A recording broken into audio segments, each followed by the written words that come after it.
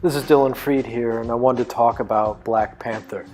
The movie itself is fantastic. I don't think anyone has any doubts about that. It was well done, well put together. Everybody loved it, and I did too. I think it is a great movie, and I hope you go see it, and I hope you enjoy it, and hopefully you can block the politics out, because the politics of this thing are or to use one of my least favorite words in the entire universe, problematic. You know, the word problematic is itself problematic. It's grating to me when I hear a word used so frequently. So I just used it twice, so I'm annoying myself. At any rate, Black Panther, what don't I like about it? I don't like the idea that is being promoted and promulgated that somehow now young black kids or whoever are going to watch this movie and somehow, in some mystical, magical way, it's going to transform their lives, that they're going to have motivation, they're going to have inspiration that they couldn't have had some other way or didn't have before. They're actually treating Black Panther as if it's some sort of psychological vibranium, that if you go see this movie and you're a person of color, that you're going to somehow be able to do all of these sorts of things, that this puts you on equal footing with, people who supposedly have a lot more privilege than you. And that's a problem, isn't it, that a movie could do that?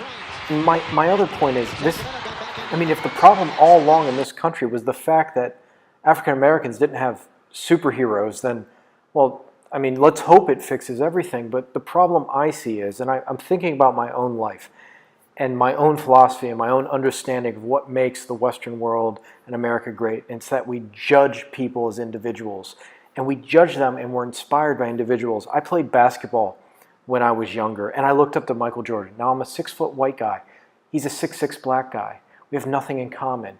On the right, of course, everybody who's a decent conservative reads Thomas Sowell. And when I was younger, I was influenced by Ayn Rand, a Russian Jew, a woman. We have nothing in common with gender. She eventually learned our language. We're very different people from different places. I didn't care she was a woman.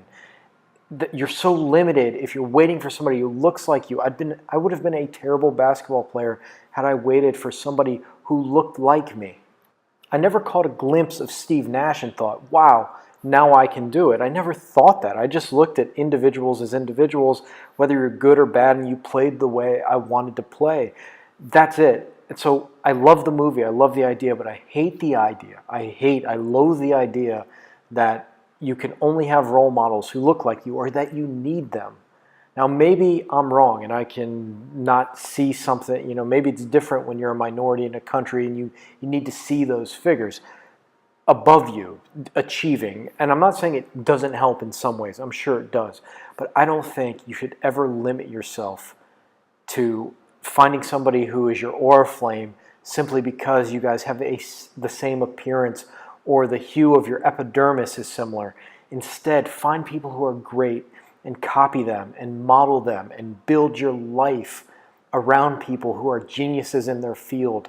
Find out their routines, find out what they do, find out the way they think, the way their gray matter works. That's the only color you should care about, really. It's how their gray matter works in their brain, how their brain fires, what their beliefs are, how they exist in this world and how they go through this world doing the things that they do to achieve what they achieve. Black Panther is a movie, and African Americans getting bigger roles in movies and doing all black. I'm all for it.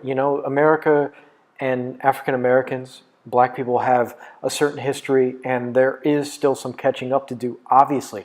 And if they just left it as, this is a movie that says something about what needs to happen in the movie industry and it's successful in the marketplace, which clearly it is, let's keep doing it. Let's keep doing it. Let's keep doing that. But don't try to take a movie and treat it as if it's a panacea for the ills of the black community or young black kids. And I don't want to put a straw man out there. That's just the gist I'm feeling when I read some of the headlines and I look at some of the columns. I don't want to put a straw man out there. I don't think everybody's saying that's just, again, the gist that I'm getting.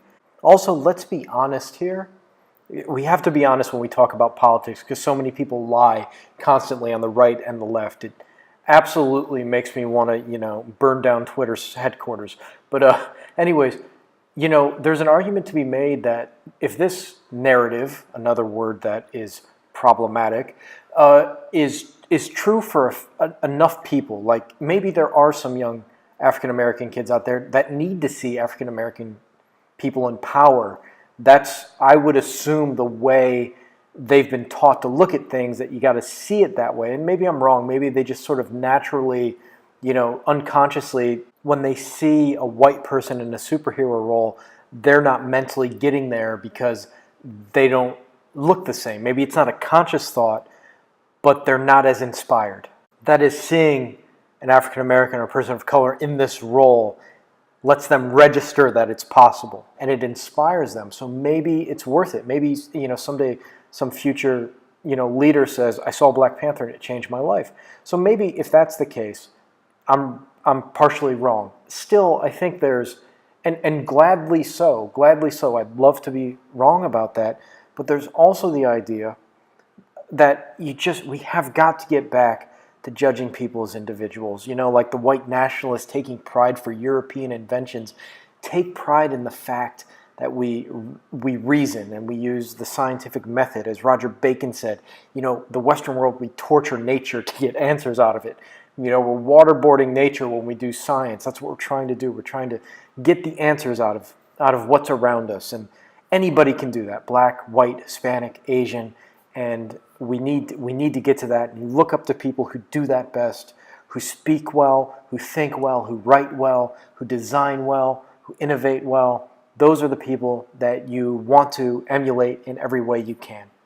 If you like this video, well, like it and subscribe. My name's Dillon. Just so you know, I typically do psychology stuff, but I'm also into politics. So I like to mix those up. So if you want to improve your life, I own a ton of companies that specialize in using psychology to improve people's lives. But I love to talk politics. I love to think. So my personal channel, this channel, is a mashup of kind of everything. And I hope, again, you enjoy it. And go see Black Panther. It's worth seeing. Try to think, be critical, but don't just be a critic. See the beauty in it. It's very beautiful, visually striking. It's something that you can get behind if you're slightly conservative, as I am. There'll be parts that, you know, kind of irritate you or really irritate you. They grate because it's, you know, it's sort of anti-American in some ways. But given the context of this movie, it fits the context of the movie very well. Thank you again. Hopefully I'll see you guys soon.